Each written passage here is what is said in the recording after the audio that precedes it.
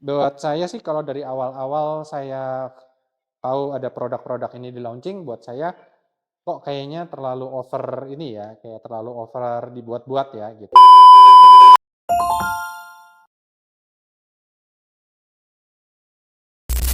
Halo guys, lama nggak berjumpa lagi karena saya dengan segala kesibukannya. Di hari ini kita bakal nge-review tools yang istilah kata mulai di launching sama perusahaan-perusahaan. Yang pertama namanya Dosing Cup. Jadi kalau kalian mau tahu, zaman dulu Dosing Cup itu adalah seperti ini. Jadi kalau kalian mau tahu Dosing Cup itu ya kalian kalau mau nimbang biji kopi, misalkan kalian mau nimbang biji kopi ini, terus kalian mau itu kalian pindahin ke sini, kalian nyalain timbangan. Nah, tapi semenjak tahun 2021, 2022, perusahaan-perusahaan mulai banyak ini dosing cup-nya. Jadi sekalian dosing cup, jadi sekalian ada built-in timbangan seperti ini.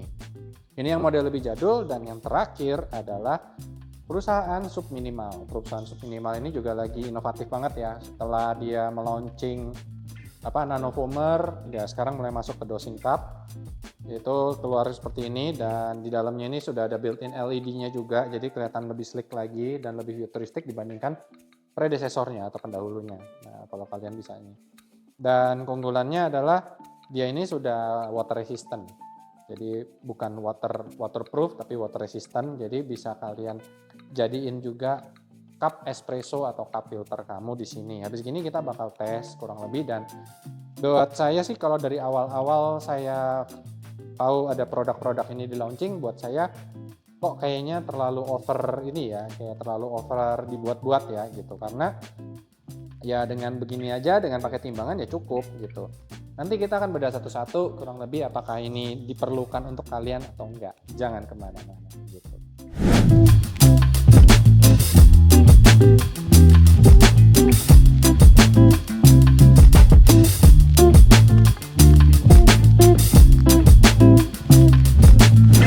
Jadi tadi kita udah cobain, memang workflow-nya sih jadi lebih singkat atau lebih ringkas lagi ya. Jadi kalau kalian tadi tuang, terus kalian mau ukur juga hasil tuangan ini ada retensi atau enggak, ini sangat-sangat berguna banget. Dan hari ini kita bakal nyeduh dan menggunakan FS62. Jadi kalau yang tahun lalu keluarnya DS atau Dragon, ini Snake FS, jadi gitu. Nah, kita bakal nge-review juga. Ada perbedaan sedikit nih di ribsnya, harusnya berbeda juga.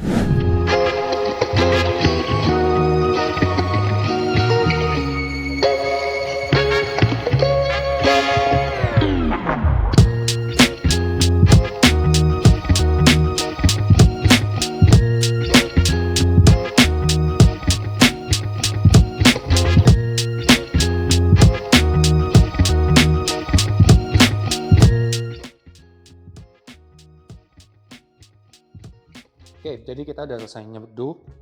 Dan tadi saya coba juga ya, dengan timer dual ini kan kita bisa tahu ada cairannya berapa, dan cukup akurat juga di sini.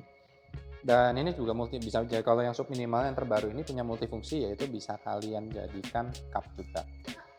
Tapi begitu kita cobain sensasi minumnya, kita cobain sekarang ya. Bukan sesuatu yang enak juga sih kalau buat sensasi minum. Mungkin kalau kalian punya sesuatu lagi di luar kota atau lagi di camping, lebih apa, ini kalian tidak punya cup yang bisa mengukur, ini mungkin bisa jadi alternatif cup. Tapi kalau saya bilang sih masih prefer cup yang khusus buat kopi ya dibandingkan ini. Sekarang kita coba tuangin. Yap, jauh sekali, jadi jauh lebih enak dibandingkan ini. Dan habis gini kita juga bakal tes untuk workflow di espresso bagaimana untuk ini.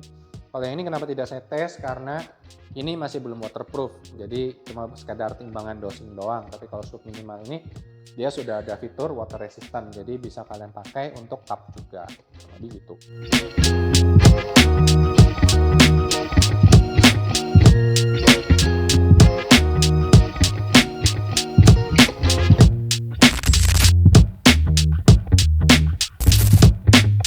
Jadi kita sudah nyobain macam-macam, tadi pakai dosing cup yang pakai normal, terus kita nyobain juga pada saat brewing, terus kita nyobain juga pada saat buat di espresso.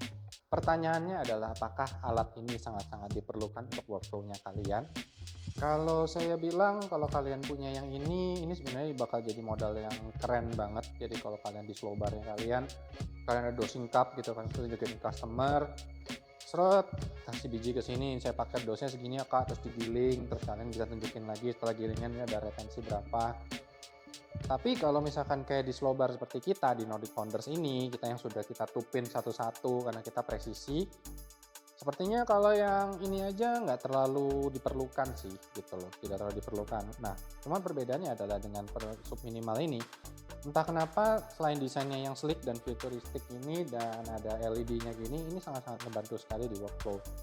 Apalagi di mesin espresso tadi pada saat kita cobain, kalian nggak harus langsung misalkan habis masang porta kalian mesti pasti timbangan terus kalian pasang gelas gitu, di sini kalian udah bisa nimbang langsung dose atau gramasi espresso yang kalian harapkan. Tapi kalau buat minum menurut saya sih masih ada gelas yang lebih enak lagi ya, teman mungkin kalau kepepet aja. Tapi kalau di workflow espresso kalian misalnya mau single dose, kalian timbang biji, terus kalian giling, kalian pengen tahu hasilnya retensinya berapa, habis kalian retensi, kalian bilas-bilas dikit, kalian mau jadikan full shot. Nah ini kalau buat kalian yang punya misalkan magic, take away-nya banyak banget, nah ini sangat-sangat ngefek banget. Harganya mungkin di harga 700 sampai 800 ribu, dan entah kenapa sub minimal ini sekarang jadi istilah kata rutin harian yang saya gunakan. Jadi saya jadi lebih males nih, misalkan saya harus siapin dosing cup yang lama, misalkan saya mau nimbang ini ketimbangan, kok kesannya jadi kayak jadul banget gitu. Jadi sekarang lebih sombong dikit lah, bisa kayak gini. Ya kurang lebih gitu aja untuk dosing cup ini, layak beli atau enggak. Ya, ini layak beli kalau ini saya bilang. Mungkin workflow yang lama, kalau kalian pengen tahu workflow yang lama akan lebih itu kalau kalian tidak keberatan. Tapi kalau kalian pengen workflow yang lebih ringkas, bisa dipertimbangkan. Dan kalau saya saran sih langsung beli yang edisi terakhir aja daripada beli yang kayak gini gitu. Kurang lebih gitu aja. Jadi kalau kalian ada yang mau di review atau ditanyakan, bisa like, subscribe, komen, dan support channel kita. Sampai jumpa.